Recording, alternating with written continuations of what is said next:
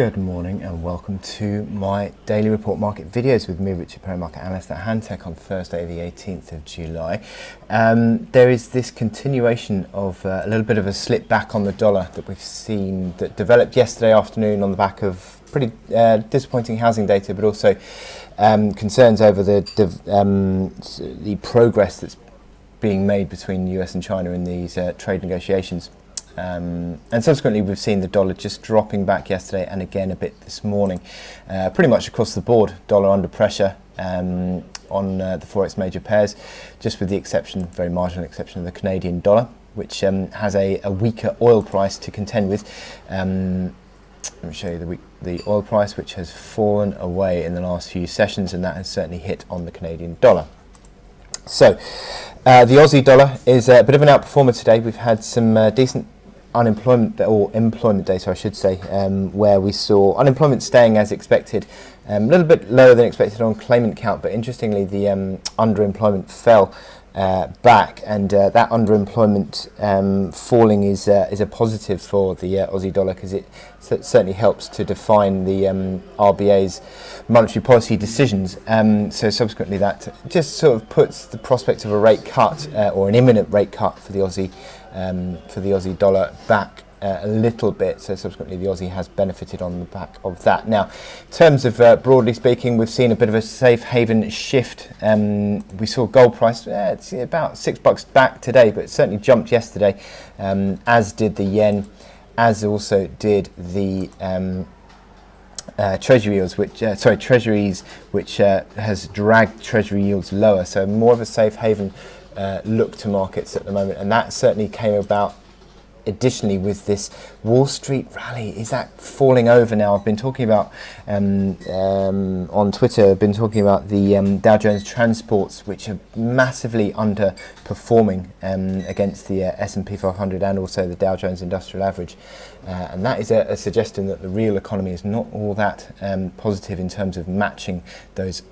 gains on equity markets. So is that a fall over? And you can see on my chart of the day, which is the DAX, is that again also calling a top pattern. Equity markets under pressure, generally speaking, today. You've got the S&P 500 futures down about 0.2%. Now, in terms of data points, we've got again UK data, the third of the three key data points for the week on the UK data.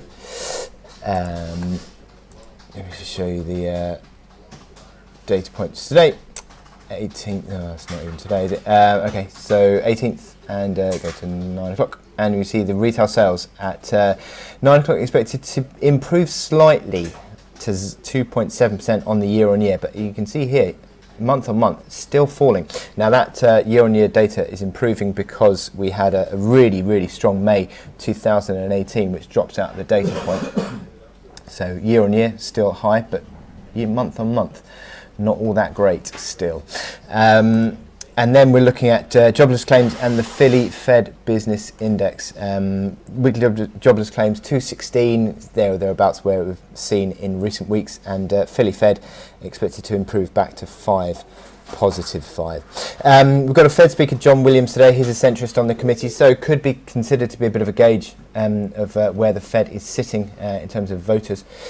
So watch out for that later on this afternoon at 7:30 UK time. So my chart today is the DAX, and as I said, that rolling over, I've been talking about the fact that we breached the support of 12,440, that old breakout level, and that has since become a basis of resistance through this week. 12,465, if I can get my crosshair on it, is the 12,465 was this week's high, falling over. Strong bear candle yesterday, decisive move lower today, big gap lower below the support of 12,300. That support at 12,300 subsequently becomes a basis of resistance, and 12,780 basically today's high, before rolling off again. And it really does put the pressure on this key support at 12,190. Initial reaction low today, 12,172. So it looks as though this could be topping out, and you look at the momentum indicators, and that really does give you that assertion as well. The fact that the RSI is now below 50, That's a multi-week low. The MACD lines are accelerating lower. The stochastics have crossed back lower and accelerating lower. This really does look as though it's going into correction mode now on that DAX. And a closing move below 12,190 would certainly open the prospect of a test of the next reaction of 11,988, which was that mid-June low. But the pressure is growing in a corrective move now on the DAX. And you've got the overhead resistance at 12,300. You've got a gap still open, still yet to be filled at 12,324. But certainly it looks as though, given the fact that this gap down from 12,507 was never filled, again another gap that doesn't get filled would be considered to be pretty negative. And so if that is the case, then that would be certainly turning the DAX corrective. You can see that on the hourly chart. We've tested that 12,190 support. It has held initially, but the pressure is growing. You've got the bear cross on the MACD. On the hourly, you've got the RSI failing at 60, going back to 30. Again, negative negative momentum configuration for the DAX.